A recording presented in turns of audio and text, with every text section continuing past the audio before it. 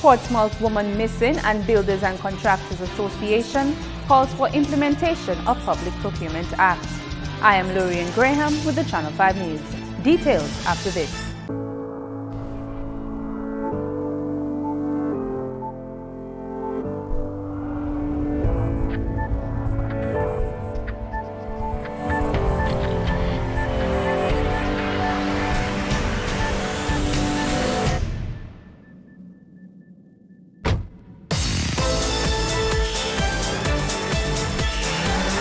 Unleash your confidence.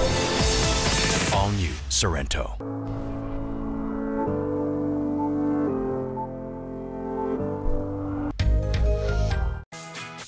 Your style, your taste, your look. As individual as you are. Find the furniture piece that's right for you, only at Quartz. Choose from our wide selection of fresh new designs, luxurious comfort, and contemporary elegance.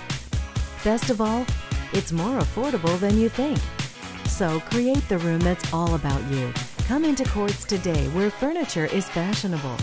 Quartz, bringing value home.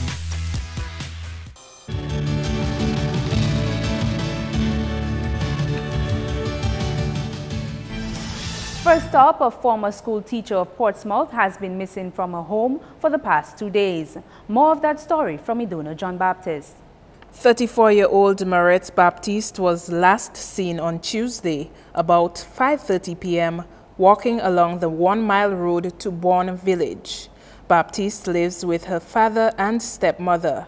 When she did not return home, her family made a report at the Portsmouth police station on Wednesday morning. The family has been working with the police to put together a search party. My sister is somewhat a jovial person, always smiling and enjoy having a good time. She is an Adventist and enjoys speaking about God and teaching people about staying focused and remaining with the Almighty Father. As of recently, she had been speaking about what she thought that the Lord had called her to do, which was to teach.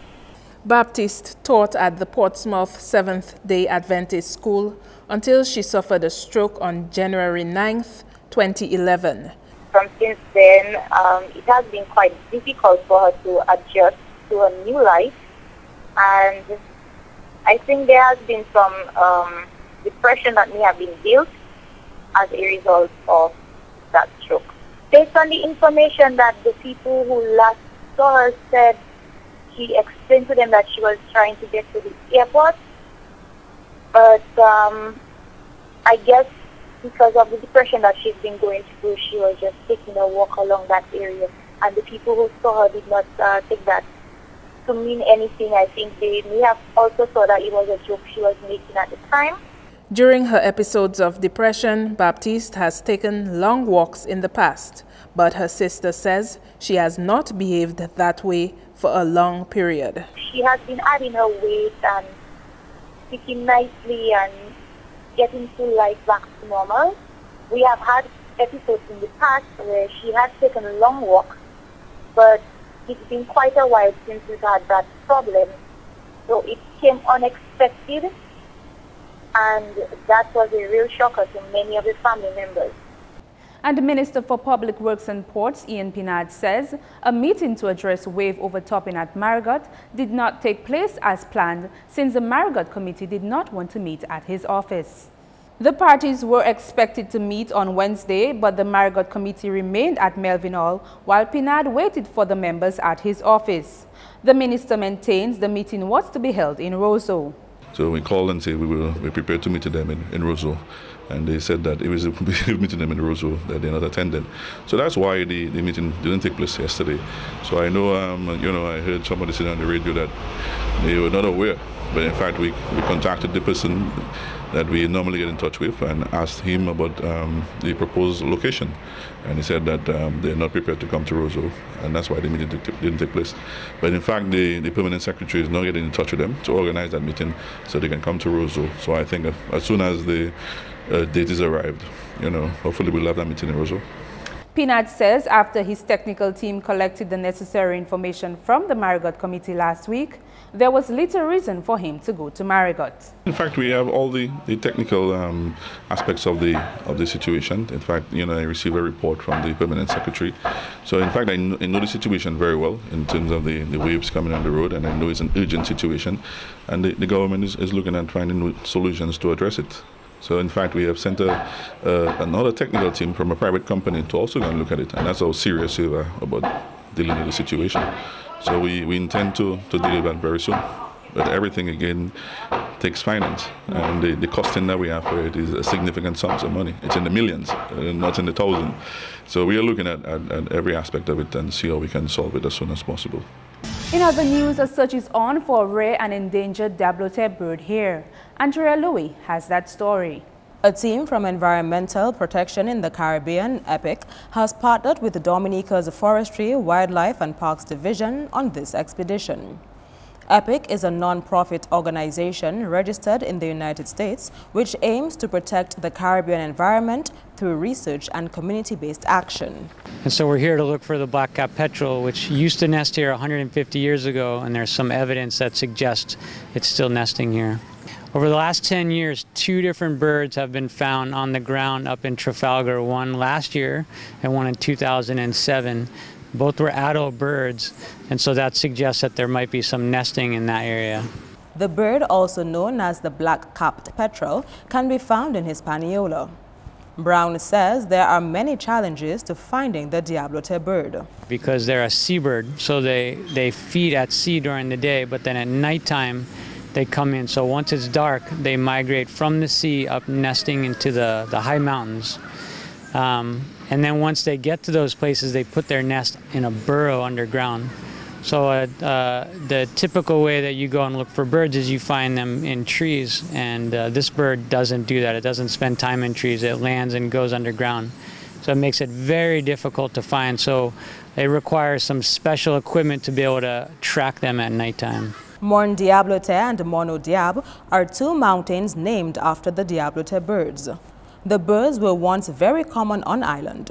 Over the years, the population of the birds has greatly declined. The EPIC team has been on island for the past 3 weeks and will leave Dominica at the end of the month. I've been able to learn to use the Marine radar, which is an advanced technology. As well, I've been able to use the night vision, and as well being taught by Adam, which is the specialist, to pick out sites or proper habitat that the birds nest. And those have been going pretty well. So from those skills, you can actually build local capacity. So that's skills I'm learning that I can pass on to other staffs within the department. The bird usually flies back to the forest at nights after being out to sea for the day. Finding a live bird means that our forest is healthy. So that would be a plus for forestry, that they're doing a proper job in managing our forest. As well, finding a live bird means that our ocean as well are healthy, because the bird's a seabird, so they feed in the ocean and it comes in at night to nest in the forest. So it shows that our environment is clean and safe, and that should be a plus for Dominica. And in health, the Ministry of Health has received over $25,000 in eye care medication.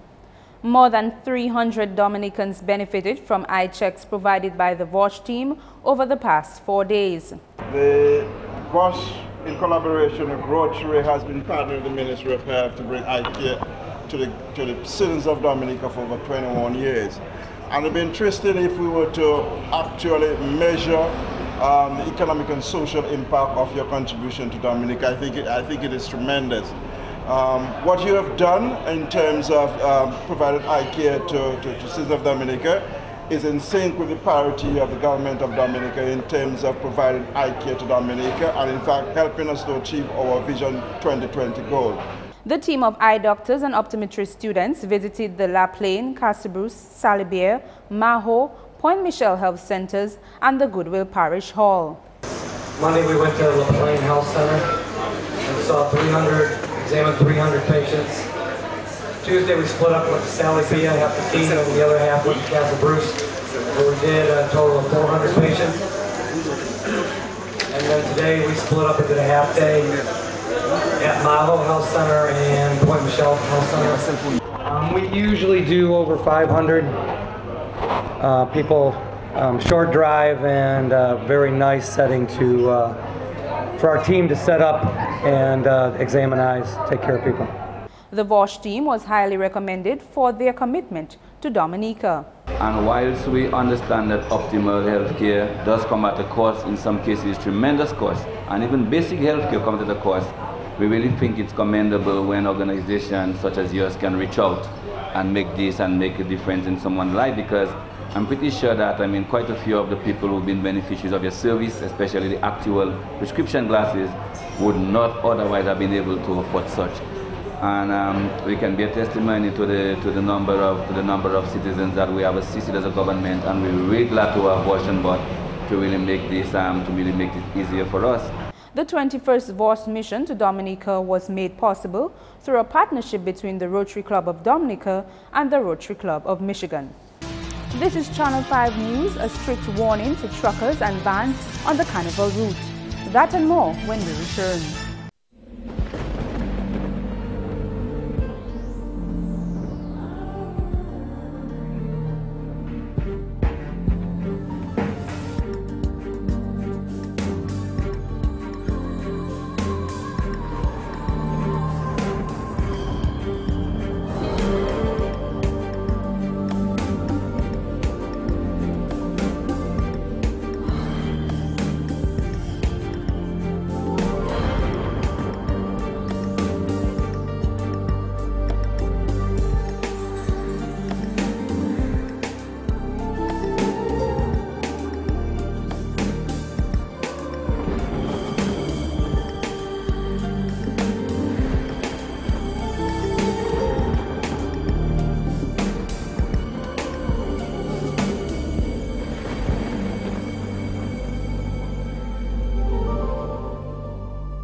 Shopping is a lot easier with Courts Ready Finance. Choose what you want from our wide range of quality products, and we take care of the rest. Courts Ready Finance's affordability means there's no deposit. There's no need for a lump sum of cash. It's flexible, which means you choose your payment term and you're guaranteed the lowest monthly payments anywhere.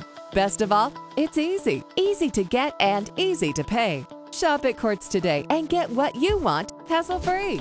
Courts Ready Finance. Easy, affordable, flexible. Something about this boy is troubling. The mother says ever since the brother's friend Ricardo started coming to the house, Kyle hasn't been the same. Kyle didn't even want me to touch him so that I could examine him.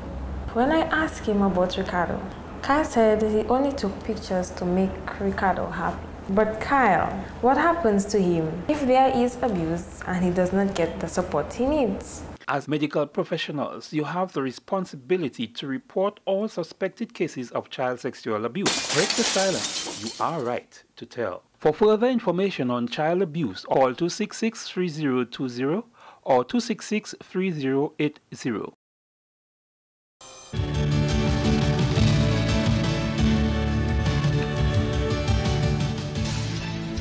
Thanks for staying with us. Vice President of the Builders and Contractors Association has appealed for more collaboration with government if the Public Procurement Act is to be properly implemented. Anthony LeBlanc says government has had 2 years to put measures in place for the Public Procurement Act, which took effect on Thursday, January 22. The Procurement Act requires government to conform to its procedures on purchases from the private sector. And Section 44 of the Act requires that open competitive bidding should be the principal procedure to use for purchases by the government, and that all persons who qualified and who are able and eligible should be able to participate equally without discrimination. The Act makes provisions for small procurement purchases, but the Act requires procedures. This means there has to be a maximum amount of money that the government can spend.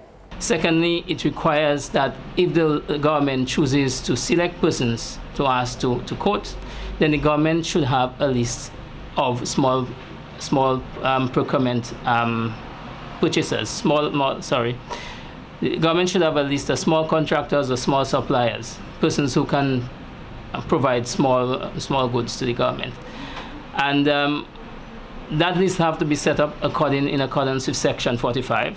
That is the requirement under Section 40. And that list have to be governed and administered by the Procurement Board under Section 10. Under Section 45 of the Act, persons have to be invited to be on that list. LeBlanc says his association has tried to dialogue with the Ministry of Finance and the Financial Secretary and have written requesting for sensitization training. After the Act was enacted, we have written to the government several times asking for dialogue, asking to be in the discussion about the regulations, asking for the value of the thresholds that needs to be in place, and asking a lot of other questions. We received one response from the Financial Secretary in May of last year. That is after writing at least 3 times. And one of the responses from the Financial Secretary said that they will engage the private sector in dialogue when they see it fit. A meeting between the Dominica Business Forum and the Financial Secretary planned for November 17 last year was never held. Attorney General Levi Peters told Channel 5 News that he was unable to comment on this matter at the time. And General Secretary of the Public Service Union, Thomas Letar, is recommending there be a standardized approach in negotiating wage proposals with trade unions. Letar says the fact that all the unions had not accepted government salary increase of 5%, this would create an unlevel playing field for public servants. The fact remains that you cannot give one salary increase to some group of public officers and give a different increase to other group of other public officers. Everybody would have to get the same salary increase. So we gather what will happen is that everyone will be paid the 5% salary increase. As to what will happen if other unions decide to continue looking at non-salary matters, well, that is a matter that will be determined between themselves and the government. Letar says he suspects that what will happen is everyone will be paid the 5% salary increase. In other news, the police has plans to meet with truckers and band leaders as a step to avoid any accidents for the carnival season. A carnival order will be authorized by the minister to guide the public on the rules for carnival. The order is expected to be released within the next few weeks. As we embark on the opening and beyond, truckers must be reminded that the number of persons on those vehicles must be controlled. We are trying to ensure there is no accident as occurred some years ago. The height of the vehicle must be of a specific height and it must be complied with, because we are traversing the route where there would be a number of telephone line and electrical lines. Andrew has warned truckers to apply wheel guards to their trucks to minimize the risk of accident.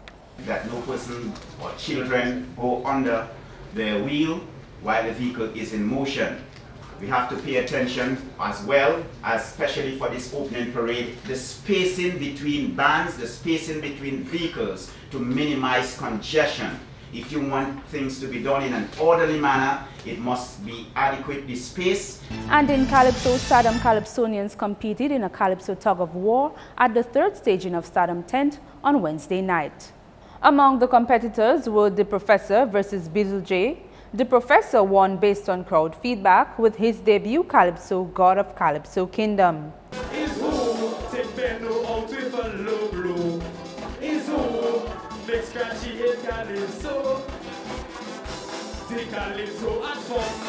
It's just a platform to trap man in your stomach. You won't trap me, so I tell you sorry, cause we did not know. Sorry, we hurt your ego. Two former Calypso monarchs, Daddy Chess and Caressa, went head-to-head. The crowd judged it as a tied match.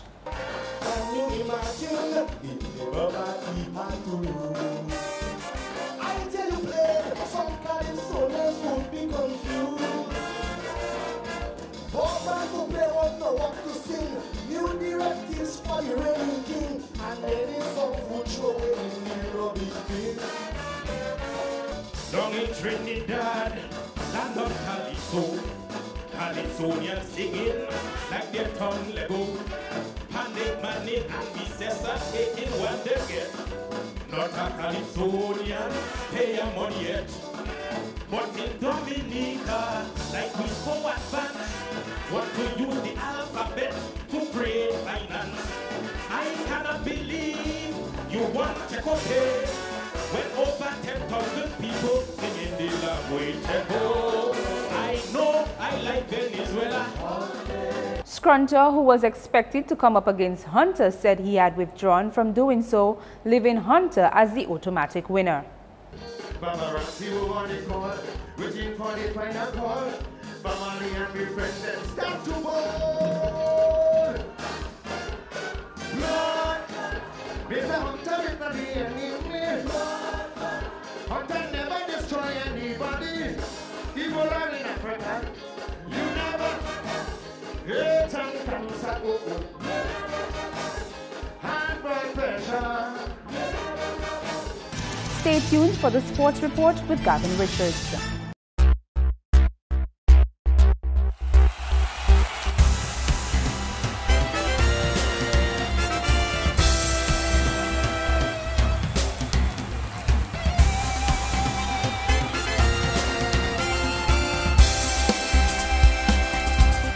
We kick off with some football news. Ladies first, as the women of Harlem made light work out of the Southeast as they cruised to victory in the Domlec Women's Football League on Wednesday. Dive Dominica coasted to the 8-goal win at the Newtown playing field.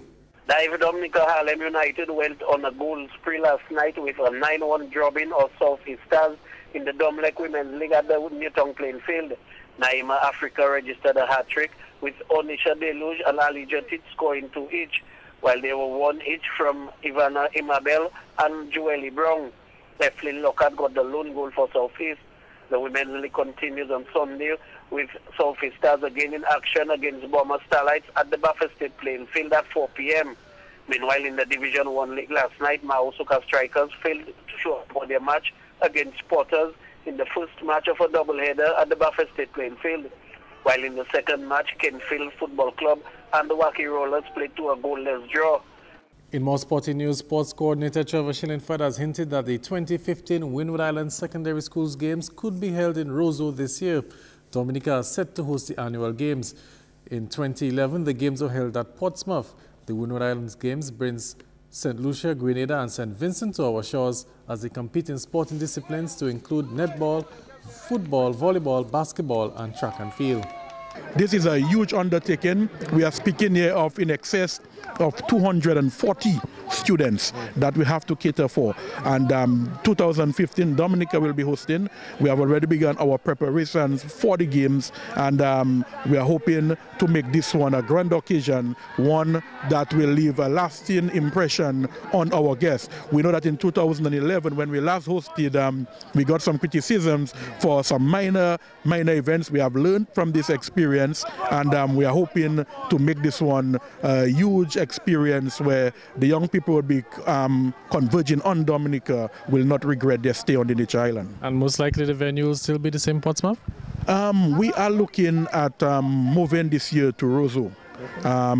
We think that we have a venue that can be served, that can be used as the game village, and that we are looking at. We will confirm in the coming months as to where that the game village will be. In cricket, the West Indies ODI captain Jason Holder is hoping for some improvement ahead of the 4th ODI against South Africa on Sunday.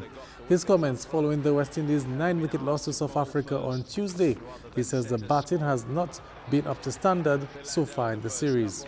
Well, we just batted poorly, you know, there's no way to sum it up. We just weren't good enough when we batted. Anytime we got momentum, we just kept losing wickets, and that didn't help the cause. You said to me at the presentation of the last game of the Wanderers, and yes, that was a superb performance by South Africa. Forget about that, move forward. I mean, how are you feeling now as skipper after that performance today? I mean, pretty disappointed? Very disappointed, actually. I thought we'd put the last game behind us, but we didn't make amends here in this game. It's just important for these last 2 games to at least salvage some pride in these last 2 games moving into the World Cup. Looking back on today's game, I mean, is it a case of the senior players being more responsible? How do you assess it as a young captain? Well, we've got a few senior players here who probably haven't stepped up so far. I still back them because they have the ability to perform for us, and they've done it over the years. So just about finishing off well in these last 2 games and just making amends. And President of the Dominica Amateur Basketball Association, Yudi John, says the DABA will be making some changes ahead of the 2015 national basketball season. He says there will be an increase in the registration for the Premier League teams. He also says players could be required to contribute towards an insurance policy for coverage. John also says that more attention will be placed on preventing players from registering for multiple teams. Usually stemming out of the carnival, we had the start of the basketball league. And so the DABA would like to take this opportunity to declare the registration open. Last year we had the women in the league, and they participated without meeting the cost of registration, and that was done as an incentive to get them involved after repeated efforts in getting them to participate in National League.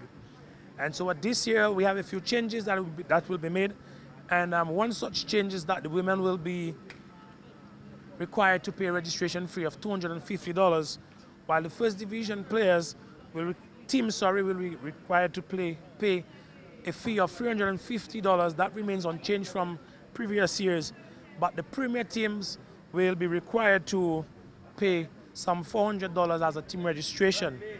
In addition to these registration fees of the teams, there will be a $10 registration fee per player, and that is to deal with a number of factors.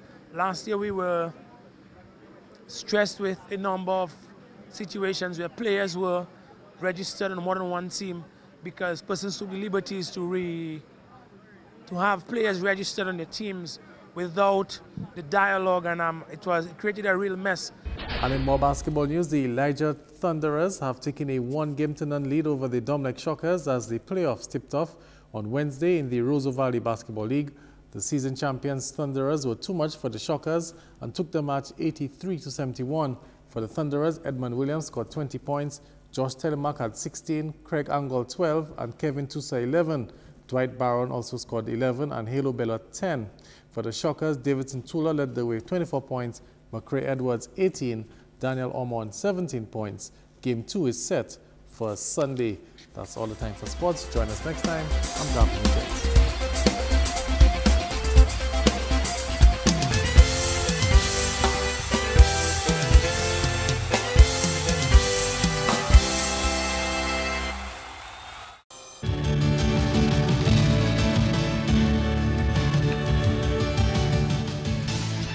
The weather report is next. Good evening and welcome to tonight's weather broadcast. I am your presenter, Vernie Masle Honoré. Earlier satellite imagery showed some low-level clouds moved across the area today, resulting in partly cloudy skies across the island. Earlier radar imagery indicated a few scattered showers across the area today. Tonight's weather is expected to be fair to occasionally cloudy with a few scattered showers. And tomorrow, partly cloudy skies can be expected with a few scattered showers, mainly during the morning period. Sea conditions tomorrow, slight to moderate in open water, with swells up to 7 feet. And looking ahead, on Saturday, fair to partly cloudy skies can be expected, and Sunday, partly cloudy skies with some showers, mainly during the morning, can also be expected on both days. And across the region tomorrow, partly cloudy to occasionally cloudy skies can be expected with a few scattered showers throughout.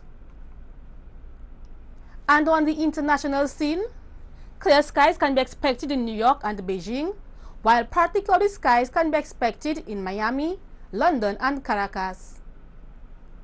The sun will rise tomorrow at 6:36 a.m. and will set at 5:59 p.m. For further information, visit our website at weather.gov.dm or call the weather hotline at 447-5555. Thank you for joining us this evening.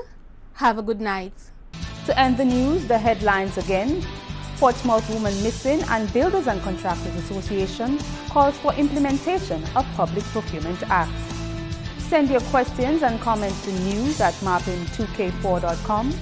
For instant access to the news, you can download the Turn Up 767 app. On behalf of the production team, I am Lorraine Graham. Thank you for watching.